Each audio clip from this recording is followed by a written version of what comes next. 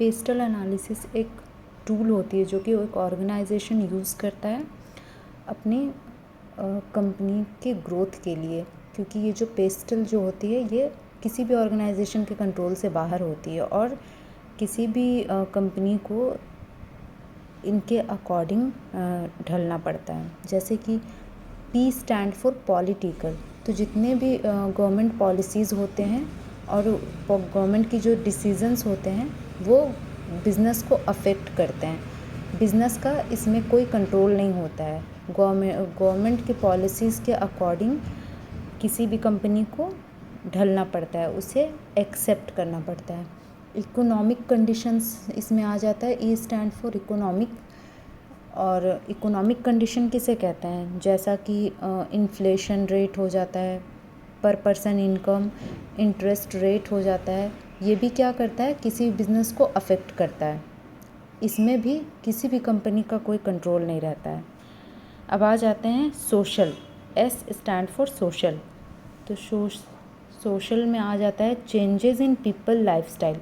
जैसे जैसे चेंजेस आते हैं लोगों के लाइफस्टाइल में, वह उसी तरह से कंपनी को भी अपनी स्ट्रैटेजी में चेंजेस करने पड़ते हैं, कल्चर, हैबिट और पॉपुलेशन के अकॉर्डिंग। टेक्नोलॉजिकल चेंज क्या होता है, new technology and innovations that affect business. तो टेक्नोलॉजी में अगर चेंजिंग आती है तो किसी भी कंपनी को न्यू टेक्नोलॉजी को अडेप्ट करना होता है ताकि वो अपना एग्जिस्टिंग कॉम्पिटिटर्स के साथ रन कर सके, आगे बढ़ सके, बीट कर सके। L स्टैंड फॉर लीगल, तो लीगल में क्या होता है, laws and rules that a business must follow. तो जितना भी लॉज बनते हैं, कंपनीज़ के लॉज बनते हैं और रूल्स बनते हैं लीगली, वो बिज़नेस को फॉलो करना होता है सरवाइव करने के लिए।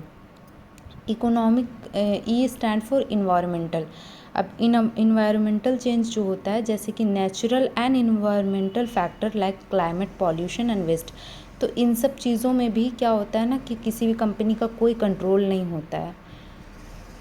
तो पेस्टल एनालिसिस वही है कि कंपनी जो होती है ना वो political, economic, social, technological, legal और इन्वायरमेंटल का स्कैनिंग करते हैं ताकि अपने कंपनी को आगे बढ़ा सके और लॉन्ग टर्म रन कर सके।